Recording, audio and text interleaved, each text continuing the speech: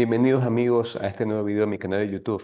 Y he decidido un poco parar los videos que estaba haciendo en los que comentaba sobre obras jurídicas para tocar un tema que es netamente litigación oral. Y quiero hablarles en este video acerca de una objeción en concreto, la objeción a la pregunta repetitiva. Porque me parece un tema interesante, sobre todo porque recuerdo cuando se estaban pasando las audiencias del caso Metástasis, había muchos casos en que, por ejemplo, se hacían preguntas a los testigos y los abogados decían que la pregunta era repetitiva y en algunos casos los jueces aceptaban esta objeción. Entonces suelen haber una serie de discusiones y debates para ver o para tratar de determinar cuándo cabe y cuándo no cabe la objeción por pregunta repetitiva. Así que espero que en este video dejarlo todo en claro. Así que bueno, como siempre les pido que por favor, si les gustó este video, le den like, lo compartan para que lleguen más personas que quieran saber acerca de litigación oral. Entonces, bueno, he preparado una presentación para poderla proyectar mientras estoy haciendo la exposición. Así que como siempre les digo, voy a pedir el apoyo de el área técnica para compartir el video. Y para los que ya han estado en otros videos acá, saben que el área técnica soy yo. Entonces, bueno, tenemos la objeción por preguntas repetitivas. Y en primer lugar, como una introducción, ¿qué son las objeciones? Y aquí pongo siempre yo un criterio doctrinario de la autora Leticia Lorenzo en un libro muy bueno que se llama Manual de Litigación, que a mí me parece un libro espectacular, que siempre lo he recomendado, que aquí lo tengo. En algún momento quizás también haga un video específicamente por ese libro. Y ella tiene el mejor concepto acerca de las objeciones que he encontrado. Ella define que las objeciones son el mecanismo para incidentar en un sistema oral la forma específica con que cuentan las partes para manifestar su disconformidad con la actividad desarrollada por la contraparte que puede afectar sus derechos o poner en riesgo las reglas propias del juicio oral. Ya, eso es lo que dice la autora Leticia Lorenzo y algunas cuestiones interesantes ahí, pero lo que me quedo por lo pronto es aquello que dice que son el mecanismo para incidentar en un sistema oral. Ya, entonces es una forma en que yo puedo expresar mi disconformidad con alguna actuación que está haciendo la contraparte. Entonces yo siempre digo que aquí los litigantes tenemos un gran poder, que podemos controlar la información y las actuaciones de la contraparte. Y eso cómo hacemos a través de las objeciones. Es decir, si yo considero que la otra parte quiere introducir algo, que puede ser una pregunta, puede ser una actuación, incluso una respuesta, que yo creo que es indebida por algún motivo fundamentado, lo puedo hacer a través de una objeción. Y así como diría el tío de Spider-Man, así como tenemos ese gran poder, también tenemos una gran responsabilidad. ¿Cuál es la responsabilidad que tenemos en el caso de las objeciones? Que tenemos que saberlas deducir, es decir, proponerlas y fundamentarlas también. Ya, ahora, asimismo, de forma introductoria y general, ¿para qué yo puedo usar una objeción? Y aquí les voy a hacer simplemente un recordatorio rápido acerca de las cosas invocando el COGEP, pero que tranquilamente puede ser también aplicable en otras materias, como por ejemplo en juicios penales, cómo podemos usar las objeciones. ¿Y por qué hago esta precisión? Porque muchas personas y muchos abogados creen que las objeciones solamente se utilizan al momento de los testimonios y en concreto piensan que las objeciones solo están diseñadas para tratar de impugnar alguna pregunta que se realiza a un testigo. Pero ese no es el único uso que se da a las objeciones conforme a nuestra legislación procesal. En primer lugar, podemos objetar actuaciones, las actuaciones que están en contra del debido proceso, en contra de la libertad procesal, e incluso podemos objetar actuaciones que son irrespetuosas en contra de algún juez o de alguna parte. Si tenemos, por ejemplo, un abogado del otro lado que es grosero, que quizás le grita a nuestro testigo o trata a las demás personas de manera irrespetuosa, la manera adecuada que tenemos que llamar la atención del juez para que a su vez ponga un pare a esa conducta del testigo, de esa persona, perdón, es a través de una objeción. Luego esto también también se pueden objetar los anuncios probatorios de la contraparte.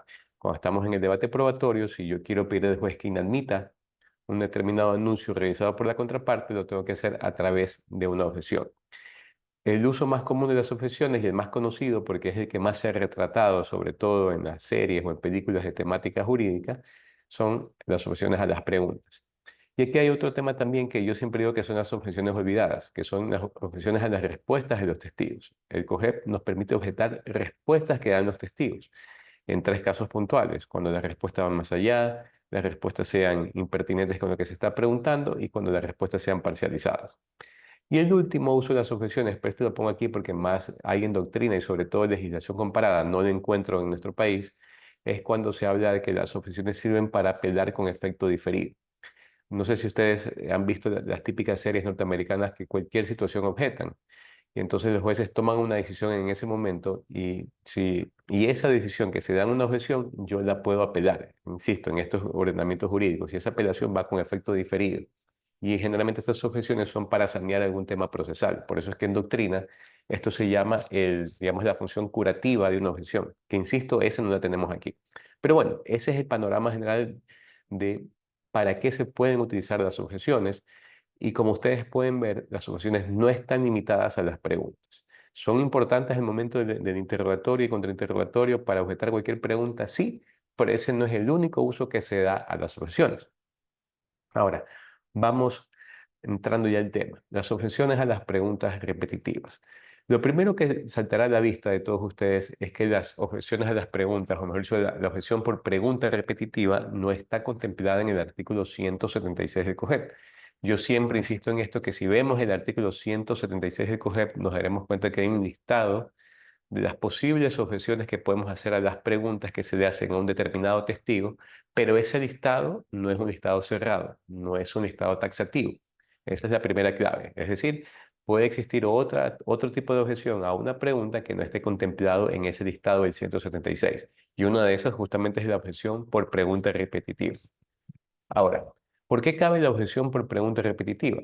Entonces, tenemos que recordar, en primer lugar, que el testigo tiene la obligación de contestar la pregunta, sin evasivas. Esa es una primera clave. O sea, el testigo tiene que contestar la pregunta y sin evasivas. Es decir, si yo le pregunto, por ejemplo, por el color de esta taza, el testigo no me puede decir que es una taza, qué sé yo, pues es una taza que tiene la palabra, las iniciales MR en las mismas. No, o sea, yo le estoy preguntando por el color. O si le pregunto, por ejemplo, por el color de este libro, el testigo no me va a decir lo escribió la autora Leticia Lorenzo. O sea, él me está contestando, pero me está contestando algo diferente. Entonces, el testigo tiene la obligación de contestar esa pregunta.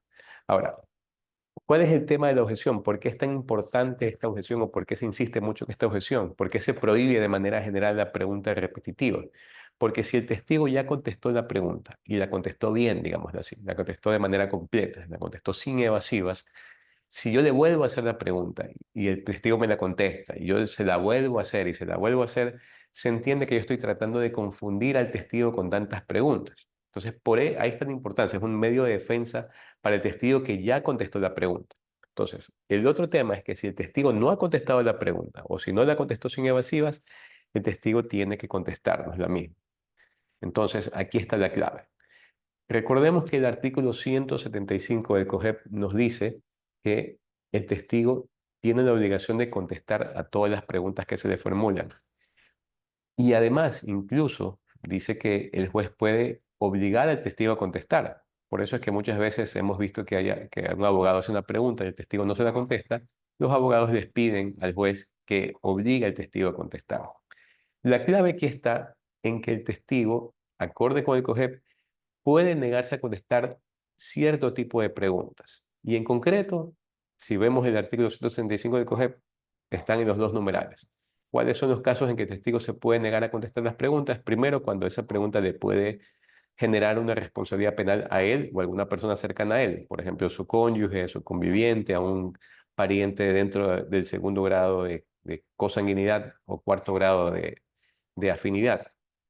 O también que una pregunta que al testigo digamos, le ocasione vulnerar digamos, su deber de guardar secreto para algo o de revelar algún secreto, que también le puede ocasionar una responsabilidad penal. Entonces, regla general, el testigo tiene que contestar las preguntas. El testigo no puede rehusarse a contestar las preguntas. Solamente se puede negar a contestar las preguntas por excepción en esos dos casos que estamos viendo. Todo esto lo encuentran en el artículo 175 del COGEP. Entonces, la clave para determinar si es que la pregunta repetitiva, o mejor dicho, si la objeción por pregunta repetitiva es fundada o es infundada, está en distinguir si el testigo contestó o no contestó la pregunta. ¿Ya? Y recordemos algo importante. En temas de litigación oral, hay algo que yo llamo la primera línea de defensa del abogado el frente de un testigo. ¿Cuál es esta? Repetir la pregunta. ¿A qué me refiero con esto? Volvemos al ejemplo. Si yo le pregunto al testigo, oiga, ¿este libro es de color rojo? Y el testigo no me contesta, o el testigo me dice, ese es el libro Manual de Litigación de la autora Leticia Lorenzo. No me está contestando. Yo tengo todo el derecho del mundo de volverle a hacer la pregunta. Le vuelvo a decir, sí, pero ¿es verdad que este libro es de color rojo? O le vuelvo a decir, ¿de qué color es el libro? Entonces, si el testigo sigue siendo evasivo, tengo todo el derecho del mundo a repetirle la pregunta. Eso es lo que, insisto, yo llamo la primera línea de defensa del abogado. Y recordemos, por lo menos que en temas de COGEP no existe este derecho total a guardar silencio. Es decir, no es que un declarante, un testigo, que puede ser de la misma parte, no es que comparece y dice que va a acogerse el derecho al silencio. No, eso en temas de COGEP no existe. Y esto lo comento porque me han contado abogados, a veces me ha tocado la oportunidad de dar cursos con abogados que son de diferentes provincias y me han dicho, por ejemplo, que hay veces que llaman a declarar a la otra parte en juicios laborales y que la otra parte, al momento de declarar, dice que se acoge el derecho al silencio y que el juez no dice nada. Y eso no es lo que dice el COGEP. Eso no se puede hacer en temas de COGEP. Una historia distinta podría ser en temas penales, sobre todo cuando declara un procesado, pero eso es cosa diferente. Aquí no es así.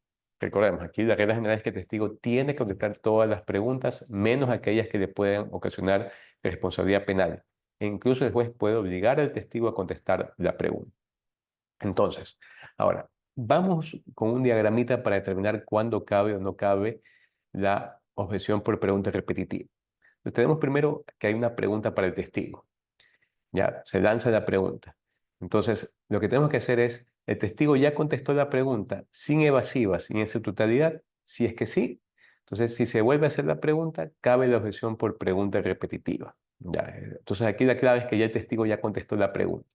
Si es que no, entonces se puede volver a realizar la misma pregunta. Ahora, perfecto, ahí tenemos la clave. Hay un segundo tema y aquí voy a poner, si me permiten dejar de compartir la pantalla, ya dije el equipo técnico que soy yo mismo que dejé de compartir la pantalla. Hay otro tema también sobre la pregunta repetitiva que es, ¿cuál de las partes le formuló la pregunta? Es decir, por ejemplo, si vamos a tomar la declaración de un testigo y yo soy el primer abogado que le va a hacer la pregunta a ese testigo, yo hago la pregunta y el testigo ya me la contesta y me la contesta bien, insisto, sin evasivas, me la contesta bien de manera completa, yo ya no le puedo volver a hacer esa pregunta. Si le hago otra vez la pregunta, ahí sí me la van a objetar porque me van a decir que esa pregunta ya es repetitiva. Entonces, supongamos que, bueno, yo le hago la pregunta al testigo, todo, termino mi interrogatorio y va otro abogado y empieza a hacer el contraexamen al testigo. Y el testigo le vuelve a hacer la misma pregunta. Ya, entonces, en ese caso, como es el turno del otro abogado, el otro abogado en ese momento sí le puede volver a hacer la misma pregunta, porque es el turno de otro abogado en el contraexamen. Entonces, ya saben, ahí está la clave de la objeción por pregunta repetitiva. ¿Cuál parte le hizo ya la pregunta que ya se la hizo, que ya contestó el testigo? Y también determinar si el testigo contestó o no contestó la pregunta. Entonces, espero que este video les haya servido, haya dejado clarísimo esta figura de la objeción por pregunta repetitiva. Y como siempre, les pido una vez más que le den like, compartan este video con las demás personas para poder discutir y debatir más estos temas sobre litigación oral. Nos vemos en otro video.